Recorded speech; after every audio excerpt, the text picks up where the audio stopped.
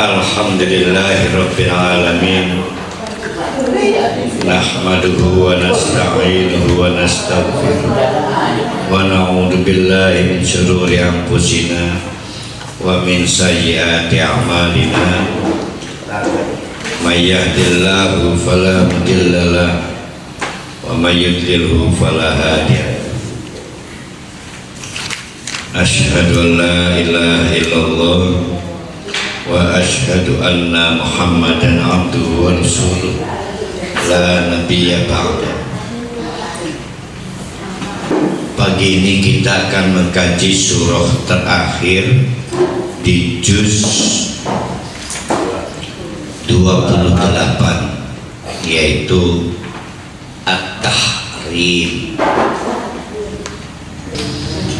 Pertama, memang ini ada asbabun nuzulnya.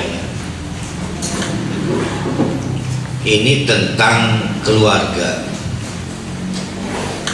Kebetulan terjadi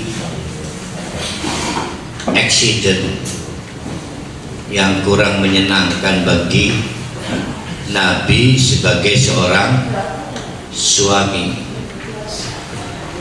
Nah, sebelum saya menceritakan asbabun nuzulnya, harus diingat-ingat dulu, ini di Madinah. Lebih kompleks masalah yang dihadapi Nabi Muhammad begitu tinggal di Madinah. Ia sebagai gubernur, pemimpin militer, mengatur situasi sosial, ditambah lagi intimidasi yang tiada henti dari kafir Mekah yang ingin mengganggu. Tetapi tidak kurang juga ancaman di dalam Madinah. Begitu banyak orang munafik yang dua muka itu terus menerus membahayakan stabilitas Madinah. Di tengah-tengah tugas-tugas yang berat itu, ya gubernur, ya pemimpin militer, ya pemimpin sosial, plus satu lagi pemimpin masjid dan pemimpin majelis, sehingga harus memikirkan mengajar para sahabat dan juga masyarakat umat Islam di Madinah. Di tengah-tengah peran-peran yang berat itu, Nabi Muhammad adalah seorang suami. Ya, Nabi Muhammad itu seorang suami, dan hebatnya tidak seperti kita ini suaminya cuma satu, istrinya cuma satu. Diuji oleh Allah dengan istri lebih dari satu, bahkan berapa itu jumlahnya itu? 10. Membutuhkan kedisiplinan mengatur waktu. Bayangkan itu. Karena tidak mungkin pada waktu menunaikan tugas sebagai suami membawa jabatan gubernur. Tidak mungkin membawa jabatan pemimpin militer. Tidak mungkin membawa jabatan rasul. Dia adalah seorang suami yang masing-masing istri bersabar menunggu giliran waktunya.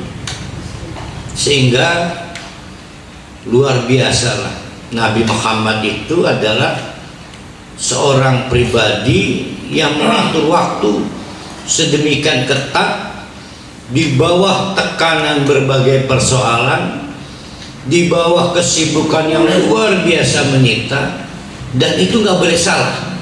Kali ini ada presiden, gitu loh ya, nggak boleh salah.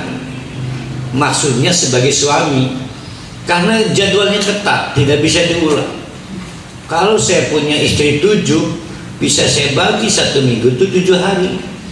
Maka ada istri Senin, istri Selasa, istri Rabu, sampai hari Ahad. Lah ini 10, 1 minggunya enggak cukup. Lagi pula 1 hari itu bukan 24 jam, bapak-bapak, ibu-ibu. Nabi Muhammad sebagai suami, saya kurang mendapatkan informasi yang pasti one day-nya itu berapa jam. Tetapi berapa jam pun itu sama. Maka tidak boleh lebih, tidak boleh kurang.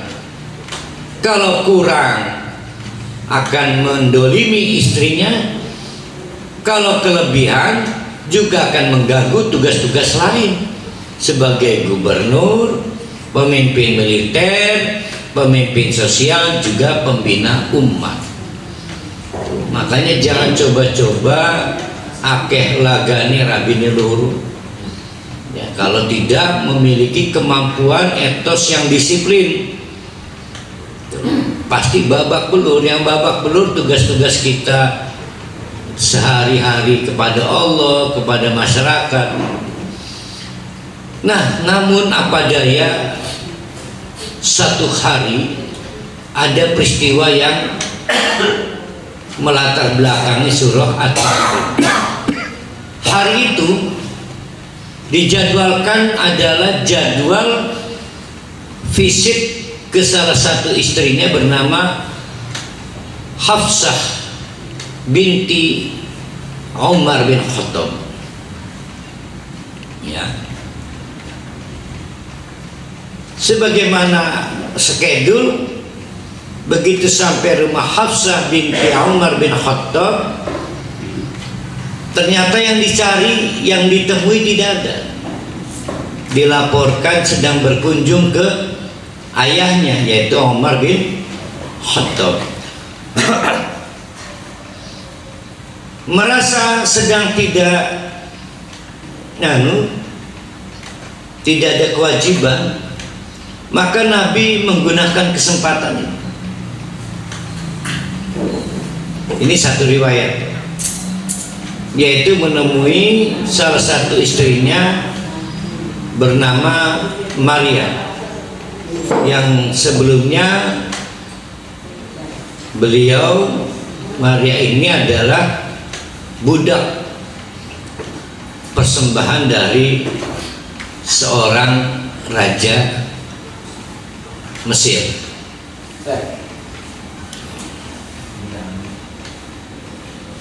Akhirnya merasa setelah dianggap cukup menggunakan waktu ala kadarnya dengan Maria, Nabi meneruskan skedul. Ternyata Hafsah sudah menunggu, maka menunjukkan rasa kecewanya Hafsah kepada suami, dalam hal ini Nabi Muhammad. Banyak pertanyaan diajukan Hafsah, sampai pertanyaan itu, tegakah engkau menggunakan ranjangku dengan perempuan lain?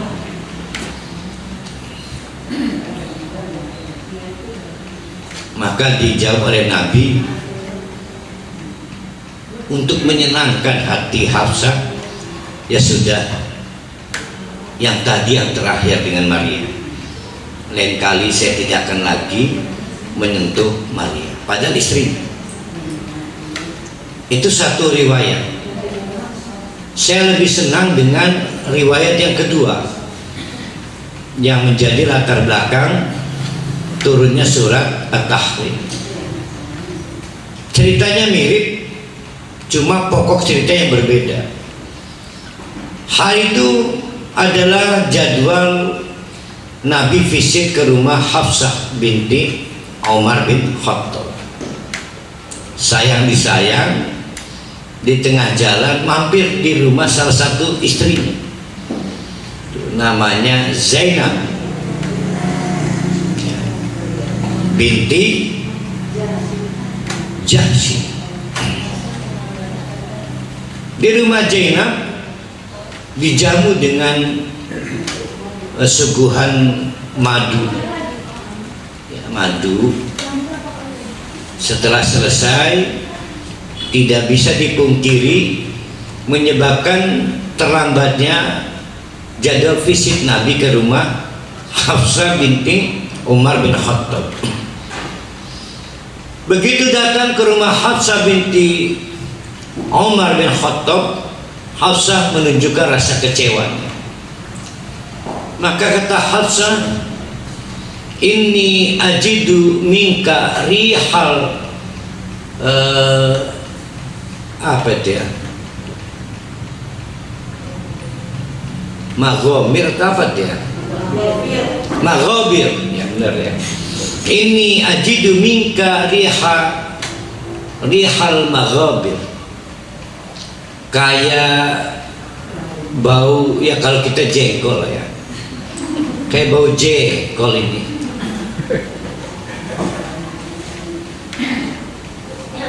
Tapi kata Nabi, syaribtul asal, saya cuma minum madu.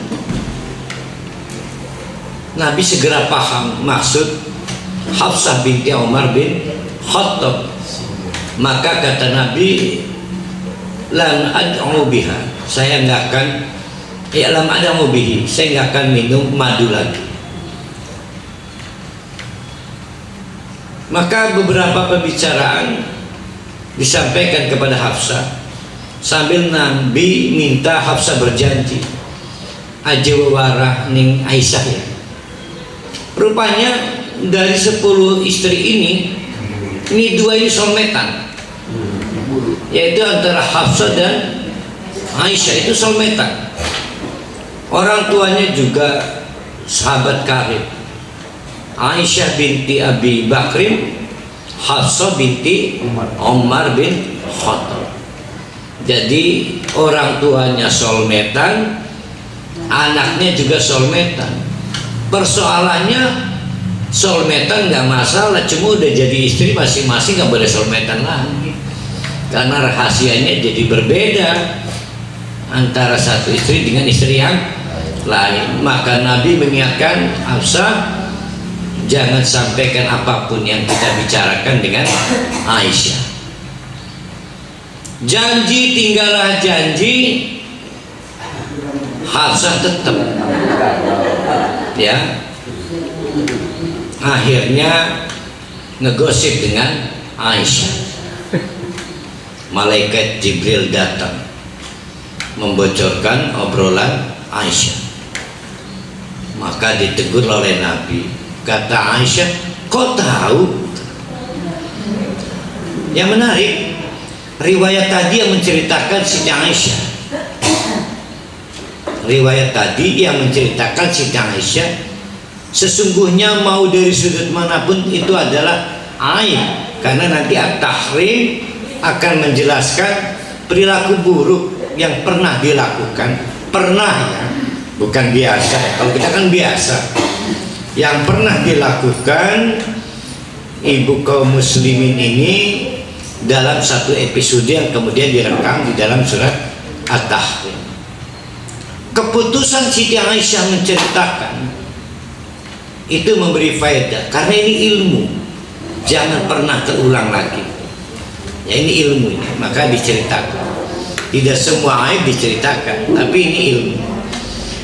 Maka turunlah surat At-Tahrim ya, surat At-Tahrim. Haram itu bisa berarti 2. Menjauhkan,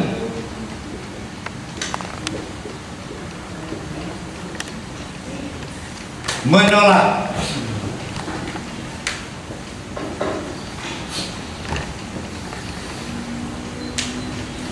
Itu bahasa Arab aslinya.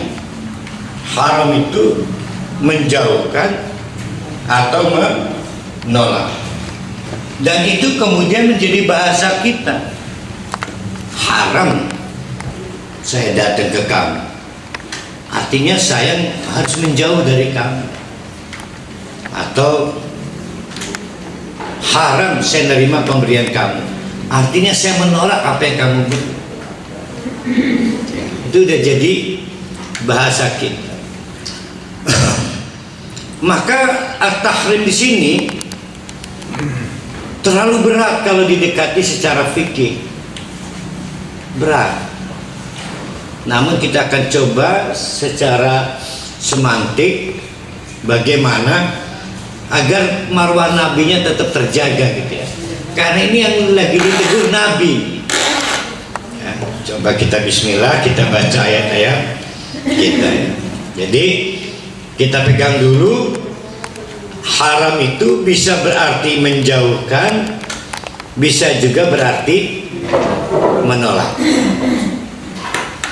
Ya ayyuhan nabi, lihat yang dipanggil nabi, Nabi Muhammad, bukan ya ayyuhalladzina aman. Ya, ini ayat spesial untuk nabi dan bukan nabi yang lain, Nabi Muhammad. Kalau dipanggil ya ayyuhar rasul, maka figur dalam kapasitas pemimpin umat. Tapi kalau menggunakan munadanya itu an-nabi, ini adalah panggilan kesayangan dari Allah kepada seorang anak manusia bernama Nabi Muhammad. Bentuknya menunjukkan rasa tidak senang Allah, tapi masih dengan kasih sayang. Maka kata Allah, ya ayuhan nabi, hai Nabi Muhammad. Kurang lebih Nabi Muhammad tersayang. Lima tuharrim, kenapakah engkau mengharamkan? Bisa menolak, bisa menjauhkan. Ma ahallallahu laka, apa-apa yang sudah dibolehkan oleh Allah. Titik dulu sampai situ. Mari kita buka surat Al-A'raf ayat 100 berapa ya?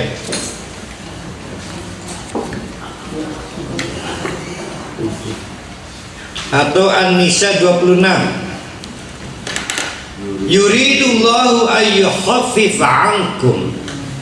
Allah itu memang pengen kita itu ringan menjalani apapun sebelum meninggal.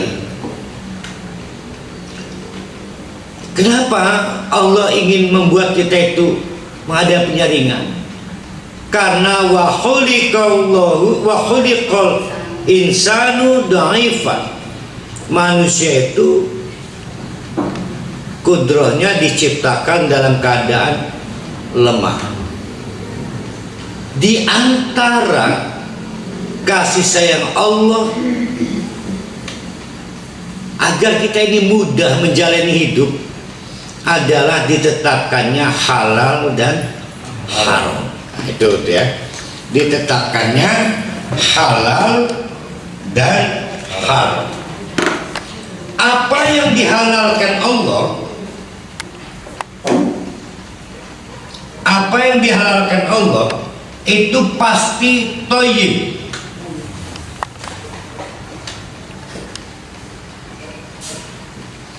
Dan karenanya apa yang diharamkan Allah pasti buruk. Nah, jangan coba-coba mikir ibadah, jangan. Diharamkannya babi itu akan merusak tubuh. Dihalalkannya madu akan menyehatkan tubuh. Sehingga Allah tidak mau kita tidak makan madu. Karena dengan cara itu kita sehat. Ketika Allah menghalalkan, maka supaya kita makan madu. Itu maksudnya kesana arahnya itu. Jadi yang dihalalkan Allah itu pasti supaya kita mudah hidup. Sebaliknya yang diharamkan Allah pasti supaya kita tidak mengalami kesulitan hidup. Maka khamr diharamkan, babi diharamkan, itu pasti akan terasa. Nah, ketika Allah pengen kita mudah hidupnya dan kita tidak menggunakan, saya nggak maulah makan madu. maka terancam kita takabur. Tuh, ya, terancam takabur. Berarti penghalalan oleh Allah, outputnya ini kan output nih, faedah nih. Outputnya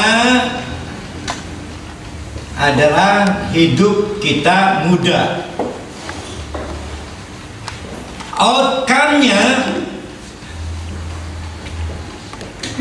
syukur. Tanda syukur kita kepada Allah adalah mendayagunakan segala apapun yang dibolehkan oleh Allah. Jangan gak dipakai. Sebaliknya, apa yang diharamkan Allah pasti merusak. Maka Allah mengharamkan supaya kita hidupnya tidak susah. Tapi kita nggak merasa puas. Karena tidak merasa puas, akhirnya nabrak, menjadi hidup kita sukar. Outcome-nya adalah kufur, yaitu mengeluh, nggak cukup kambing, pengen babi, dan mengeluh. Maka ketika Nabi itu punya janji untuk menghibur Hafsah supaya nggak pidato cuap-cuap, karena menunjukkan rasa marah, rasa cembukor, ya, cembokur, ya. Beruan maka Nabi ngomong, lam adamu bihi, ya sudah, saya nggak akan makan madu lagi. Maka ditanya oleh Allah, lima tuharrimu ma ahallallah. Bayangkan, lima tuharrimu ma ahallallah. Pegang tuh. Yang dilakukan Nabi apa? Mengharamkan yang dihalalkan Allah. Kalau kita pakai pengertian itu, menjauhkan fasilitas Allah atau menolak yang diizinkan Allah. Ada satu yang lebih berbahaya, yaitu menghalalkan yang diharamkan Allah. Nabi hanya mengambil yang terendah, yaitu mengharamkan yang dihalalkan Allah. Namun menurut Allah berbahaya, nanti tidak ketemu jalan bersyukurnya, kecuali oleh karena ketentuan medis, nasihat medis, sudah tidak boleh makan durian, sudah tidak boleh makan daging. Tetapi ketika kita mendayagunakan yang dihalalkan Allah, itu tanda syukur kita kepada Allah. Keputusan Nabi untuk menghibur Hafsah dengan mengatakan, ya sudah, saya nggak akan minum madu lagi, memang secara hukum disebut mengharamkan yang dihalalkan Allah. Maka ditegur, ya, jadi semua yang dihalalkan Allah itu pasti punya faedah mempermudah hidup. Ya ayun Nabi, hei Nabi Muhammad, lima tuharrimu ma ahallallahu laka. Kenapa harus mengharamkan sesuatu yang telah dihalalkan Allah untukmu, yaitu tentang madu. Madu bukan di madu, bukan madu. Hanya karena yabtaghi mardota azwajika. Walaupun pelakunya pada kasus itu tunggal, yaitu istrinya Nabi bernama Hafsah, tapi berlaku untuk keseluruhan istri Nabi. Kata Allah, hanya karena tatagi engkau Muhammad berharap mardota azwajika, istri-istrimu senang. Memang Nabi ini penyayang istri, ya. Ketika Hafsah itu ngomong, ajidu minka rihal maghabir, saya mencium bau tidak enak, tidak sedap. Nabi salah tingkah, karena Nabi itu rajin minyak wangi segala itu, dan itu kebiasaan Nabi. Maka pilihan yang dipakai Hafsah jitu dan selesai. Cuma nggak selesai berikutnya. Selesai dalam pengertian Hafsah akhirnya happy lagi, senang lagi, tidak cemburu lagi. Nah, ini timbul pertanyaan kita, berarti tidak boleh yang dilakukan Nabi itu kita lakukan. Maka istri kita karena cemburu menolak kebiasaan kita berkunjung ke orang tua, itu sama dengan mengharamkan apa yang dihalalkan Allah. Haram dalam pengertian menolak. Maka kata suaminya, yang tadi terakhir mah enggak lagi nengok orang tua, ya. Nah, itu praktiknya itu menolak, berarti mengharamkan diri ke orang tua, artinya menjauhkan diri dari orang tua. Sekarang mari kita renungkan ayat 1 ini, ya. Sepintas sederhana, malah panas demen ceritanya doang, ya. Ya, karena romantik kan. Tapi mari kita pelajari sejarah Nabi. Nabi Nuh terhambat oleh istrinya. Nabi Lut terhambat oleh istrinya. Nabi Ibrahim terhambat oleh ayahnya. Hatta Nabi Muhammad terhambat oleh pamannya. Nama-nama tadi tidak ada yang orang lain, semua adalah keluarga.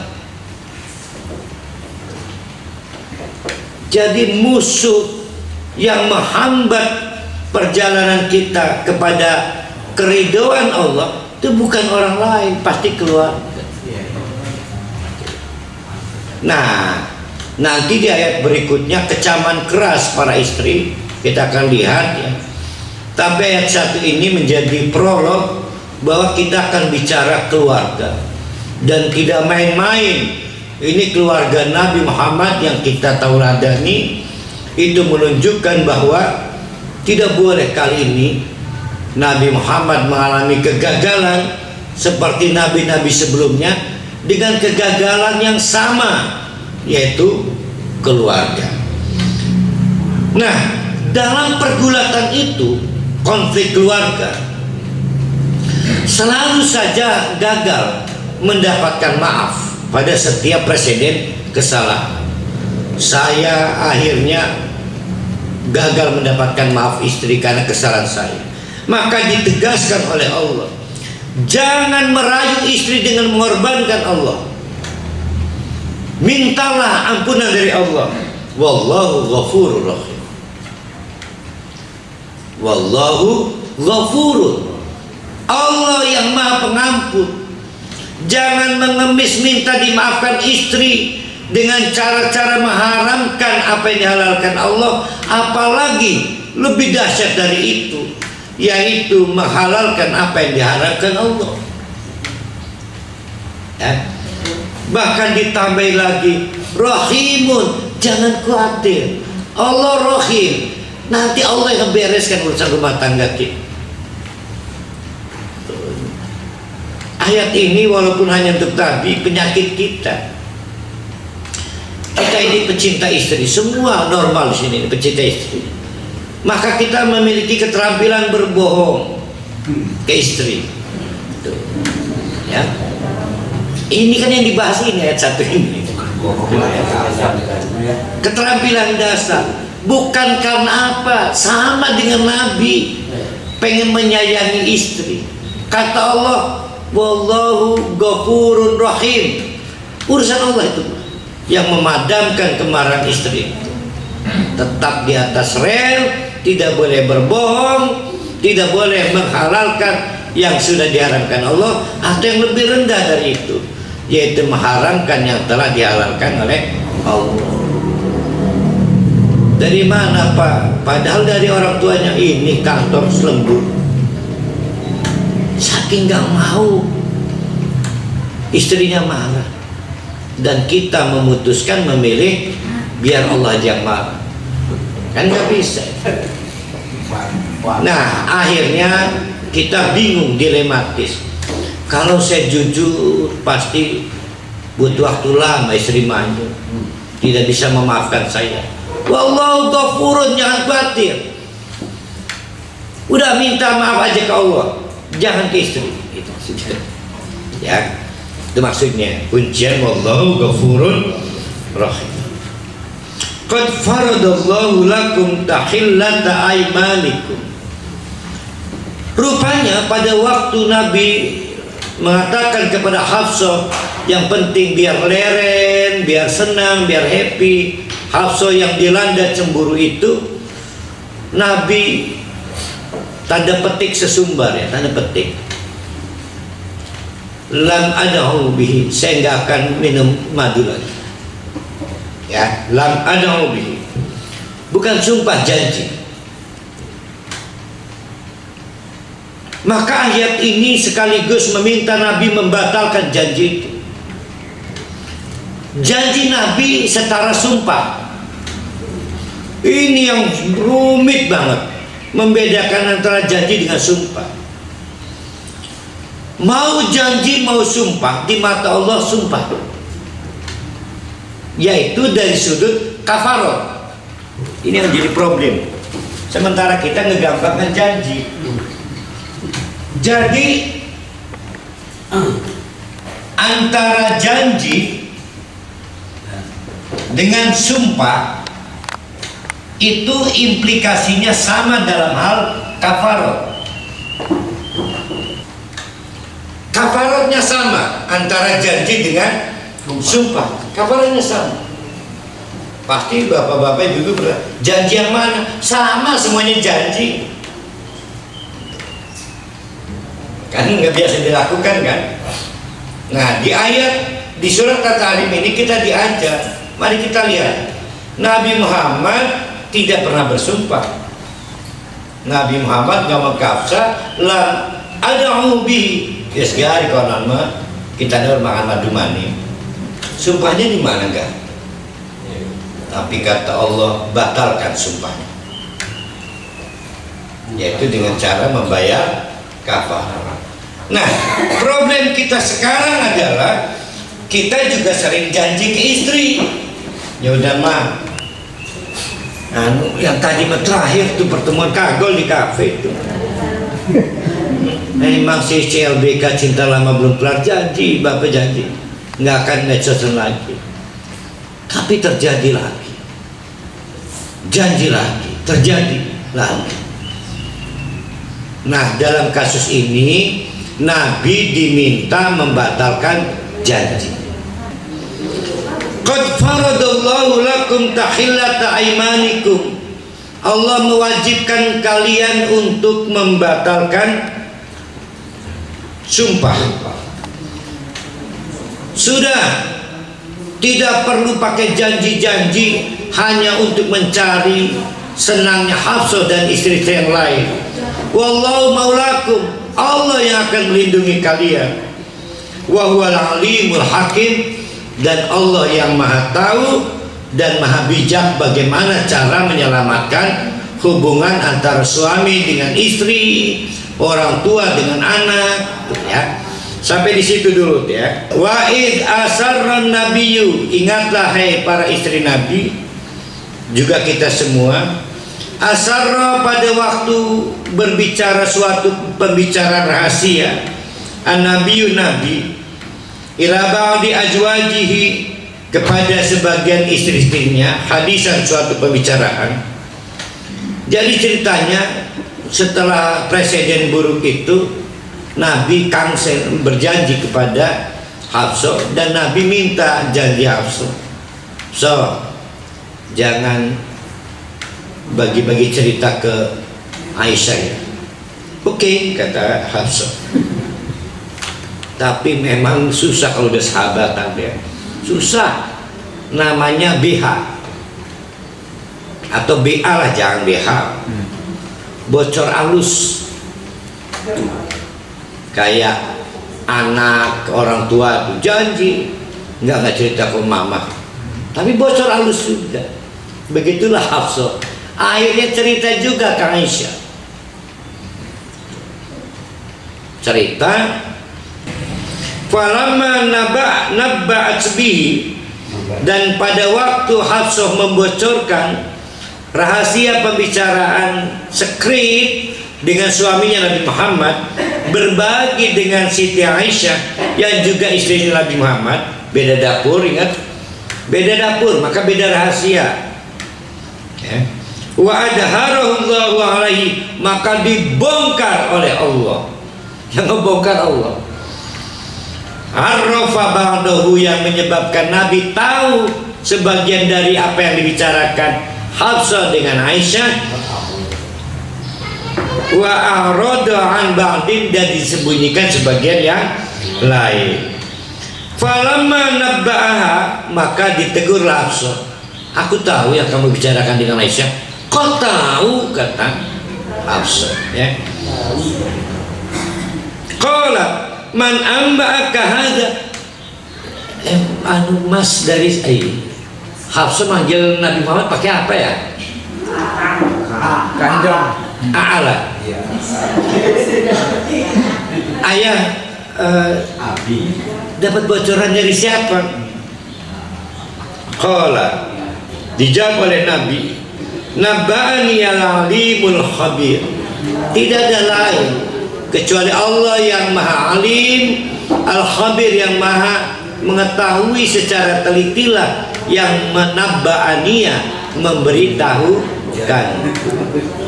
Maka malulah Hafsah karena telah tidak amanah pada perintah suaminya.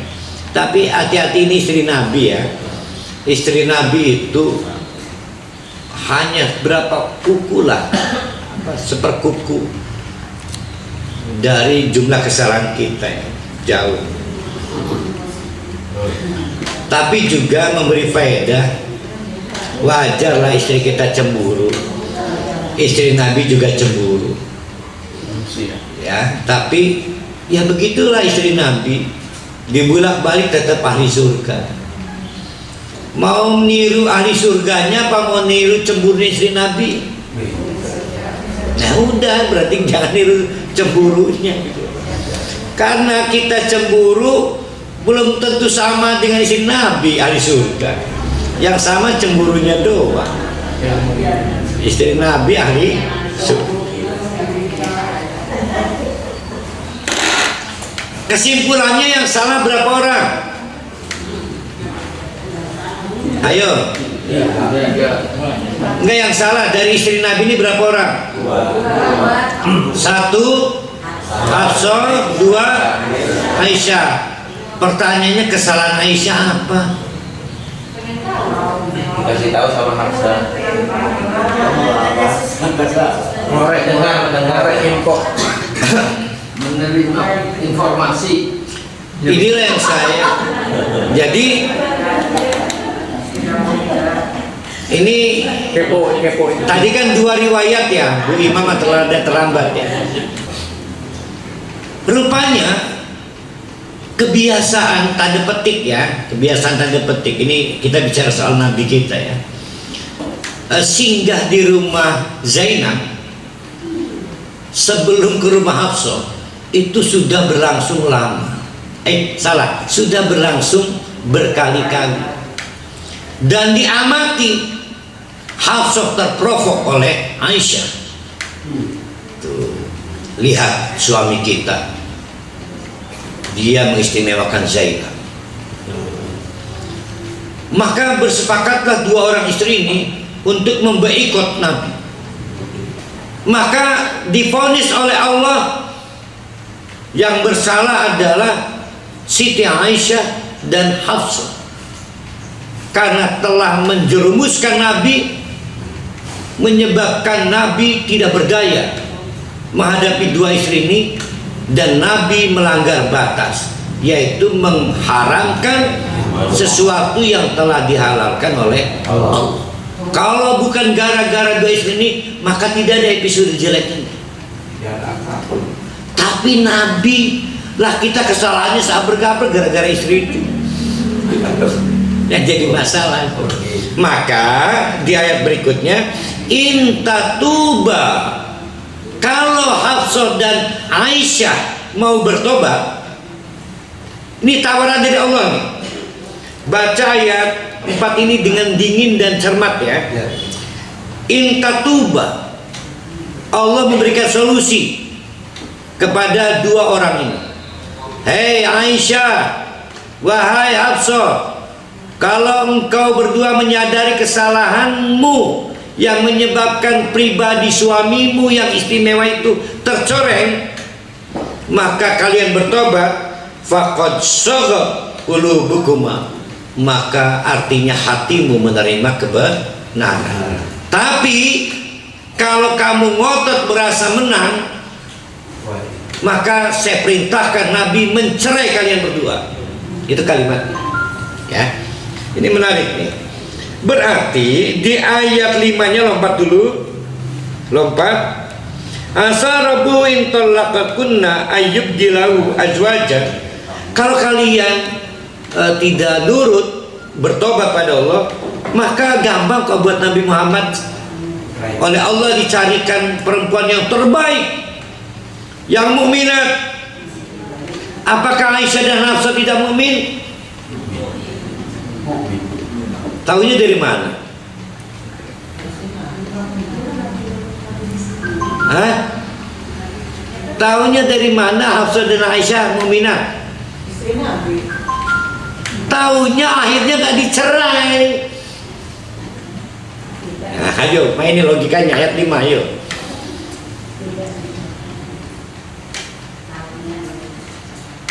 Nih kita ini memang luar biasa Al-Quran ini ya. Ini mendemenkan, Pak. Menyenangkan. Lihat ayat 5-nya. Asa rabbuhu, ini lompat dulu ya, ini balik lagi. Asa rabbuhu, siapa tahu Allah, in talaqakunna, kalau kalian semua dicerai, Hafsah dan Aisyah, ayyubdilahu, langsung kontan diganti oleh Allah, azwajan, dengan istri-istri pengganti, khairan, yang lebih baik, minkunna, dari kamu berdua, yang muslimatin. Apakah Siti Aisyah dan Siti Hafsah tidak muslimat? Dari mana tahunya? Akhirnya tidak dicerai. Gitu ya, banyak.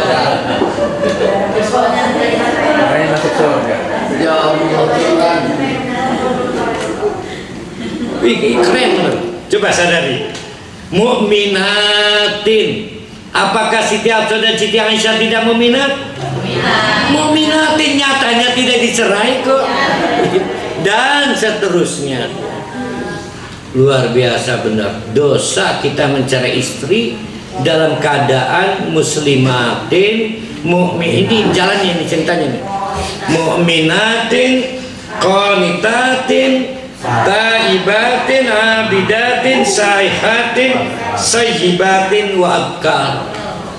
Baik dalam keadaan rangde, janda, maupun dalam keadaan perawan. Janda dulu yang disebut, menunjukkan Nabi kecuali Siti Aisyah seluruhnya janda. Tapi pahamilah ayat kelima ini luar biasa. Luar biasa.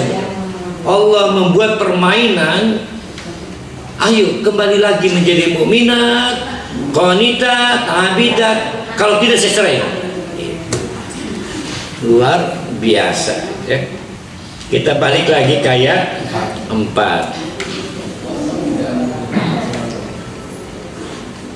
In tatuba, kalau kalian berdua Hafsah dan Aisyah mau bertobat ilallah, faqad saghat qulubukuma, maka itu artinya hati kamu berdua telah bertemu kebenaran.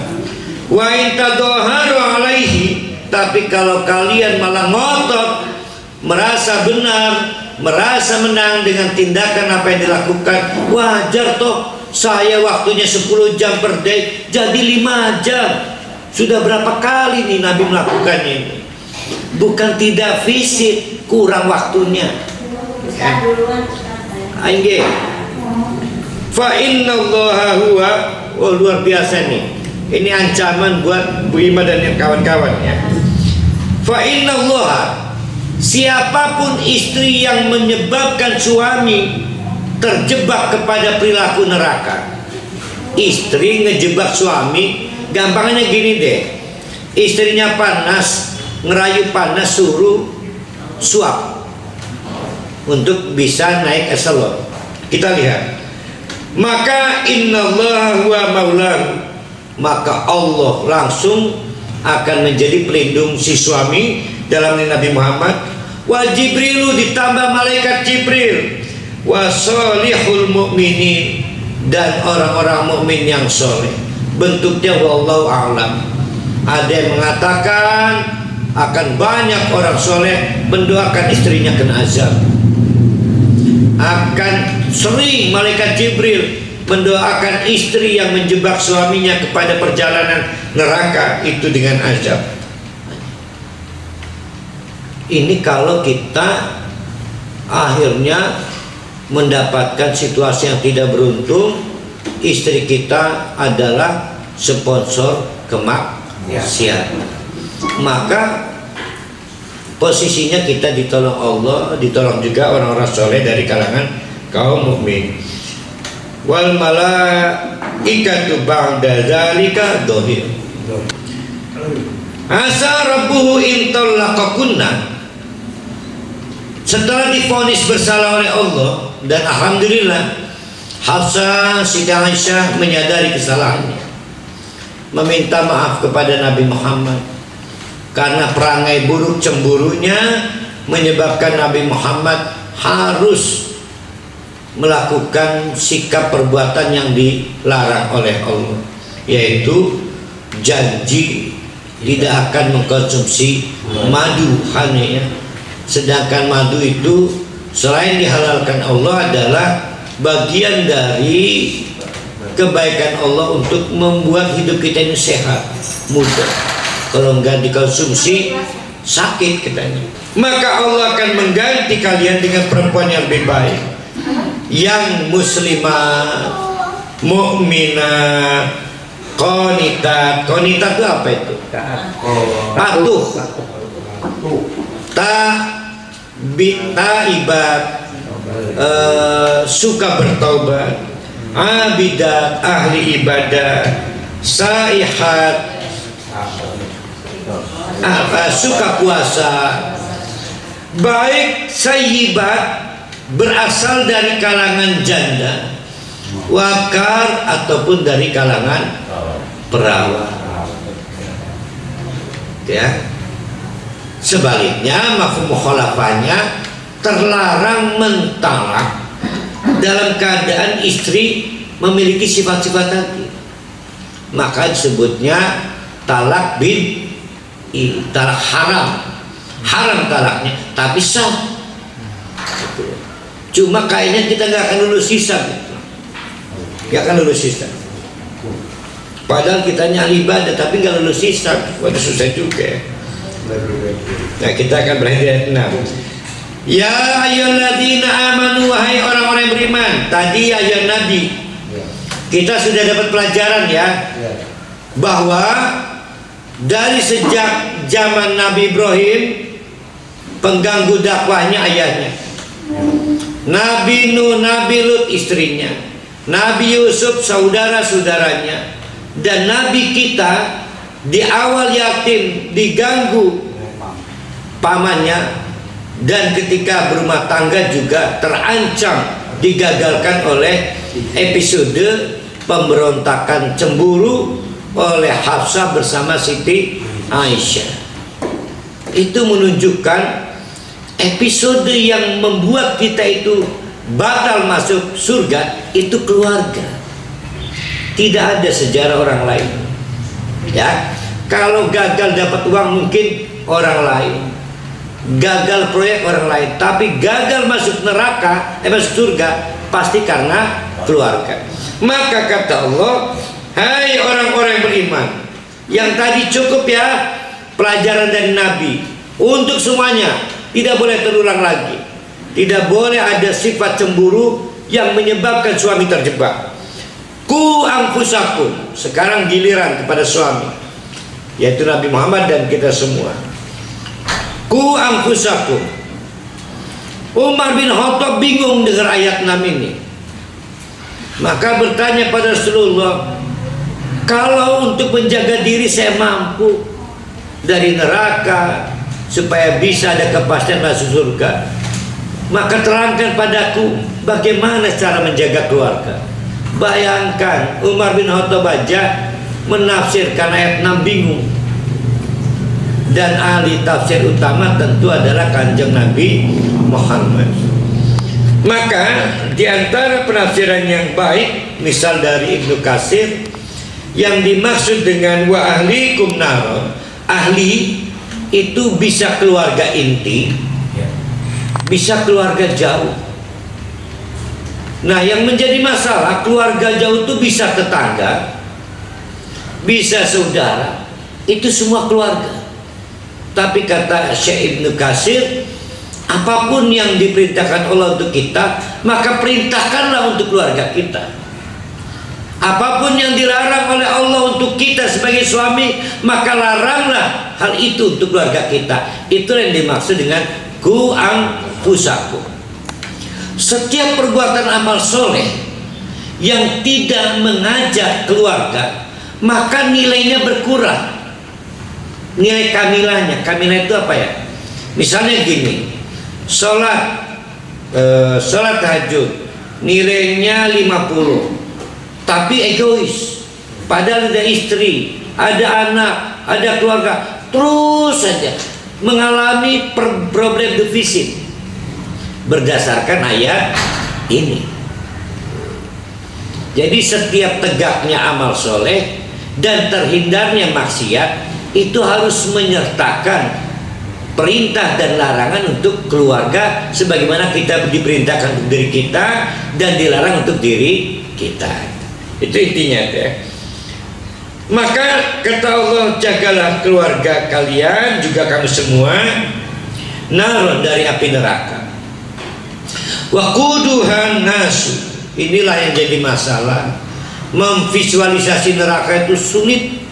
Tidak ada videonya, tidak ada leafletnya, tidak ada brosurnya. Sama sulitnya dengan memvisualisasikan surga. Tidak ada video, tidak ada leaflet, tidak ada brosur. Tapi soal kiamat sebetulnya tidak perlu visualisasi, karena kiamat itu bisa disimulasikan dengan kematian kita. Kematian kita itu kiamat itu. Tapi membayangkan neraka sulit. Nah, maka dibantu oleh Allah imajinasi kita. Waquduhan nas wal hijar. Bahan bakarnya adalah manusia dan batu. Lah kalau batu tambah merah, lah kita jadi apa? Lalu diganti lagi di dalam surat yang lain, kulitnya diganti lagi laku peragat. Kenapa diganti coba? Karena kita punya rekanan namanya batu. Kan bahan bakarnya dua, ada batu, ada manusia. Lah batu kan punya daya tahan, manusia tidak punya daya tahan, hancur kulitnya, maka diganti lagi karena si batu belum habis. Itulah problemnya. Lah kita di neraka disamakan dengan batu. Lah batu sampai orang entek. Jadi kesakitannya luar biasa mengikuti daya tahan si batu dalam pembakarannya. Tuh. Mau dicoba. Terus yang kedua, jangan ngebayangkan lagi ngebangun rumah batu split. Batunya adalah batu dari pecahan pasca kiamat. Waduh, sudah mendingan urusan lah. Sudah gitu, spesial malaikat yang menjaga. Alaiha malaikatun giladun shidadun. Ini nama spesial malaikatnya. Bertugas cuma pada saat pembukaan neraka. Sekarang lagi siap-siap itu. Gila, kasar, tidak ada senyumnya. Syadid. Pokoknya apa ya? Kayak Mike Tyson lah. Udah nggak nyaman aja ngelihatnya. La ya'sunallahu ma amarahum wa yaf'aluna ma yumarun. Yang malaikat itu, ini menariknya, bekerja tanpa emosi karena berdasarkan yang diperintahkan Allah, yang dilarang Allah. Yang kita bicarakan neraka berbeda dengan pembicaraan kita dengan surga. Kalau kita masuk surga,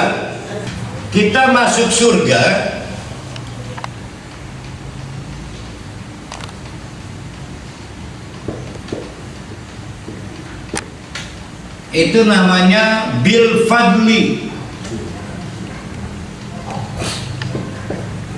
Kalau ibu-ibu pengen masuk neraka, bukan ibu-ibu di sini, di sana, maka disebut bil adli. Tidak akan dikurangi, tidak akan dilebihi siksanya. Pas. Maka malaikatnya hanya mengerjakan apa yang diperintahkan dan tidak maksiat pada Allah. Sebab bil adli, akurat. Sementara modal kita, amal yang kita miliki, tidak cukup beli surga. Maka malaikatnya bukan malaikat ghiladun syidadun. Bahaya nanti, jarang ada yang masuk surga nanti. Gitu loh. Karena presisi malaikat gilad syidad itu. Lalu siapa? Disebutnya malaikat-malaikat penabur fadilah. Fadilah itu adalah nombok. Yang nombok siapa? Allah. Karena amal kita nggak cukup beli surga. Nah itu. Jadi kalau kita masuk neraka, itu bilang adli, insya Allah tidak akan ada yang kelebihan. Pas takarannya, pas. Tapi ke surga, ya tahu diri aja, amal kita nggak cukup. Kalau kita masuk surga, itu namanya bil fadli. Orang kafir tidak dihisab, langsung masuk surga. Lalu keadilannya di mana? Disiksanya. Nah, keadilan untuk kita dihisabnya, tapi masuk surganya bukan keadilan, tapi fadilah. Ya, bahwa ayat 6 ini adalah, walaupun latar belakangnya kisah pribadi Nabi kita Nabi Muhammad SAW, tapi fakta sejarahnya nggak berubah, bahwa keluarga adalah penjegal langkah ke surga. Itu intinya. Bukan salah istri, bukan salah anak. Sekarang beban ada di suami. Maka timbul ayat, ya ayyuhalladzina amanu qu anfusakum wa ahlikum nar. Tetapi ketika qu anfusakum wa ahlikum nar dilaksanakan, istri tetap berpotensi menjegal, maka talak hukumnya wajib. Nah, itu maksudnya. Kan kemarin ada tuh, ada haram, makruh, mustahab, wajib. Maka talak hukumnya wajib. setelah kita melakukan ku anfusakum wa ahlikum. Nah besok kita akan mempelajari ayat tentang taubat nasuhan. Apa itu taubat nasuhan? Butuh pembicaraan panjang, maka kita fokuskan pada besok hari Ahad. Aqulu qouli hadza wa astaghfiru innahu ghafurur rahim. Assalamualaikum warahmatullahi wabarakatuh.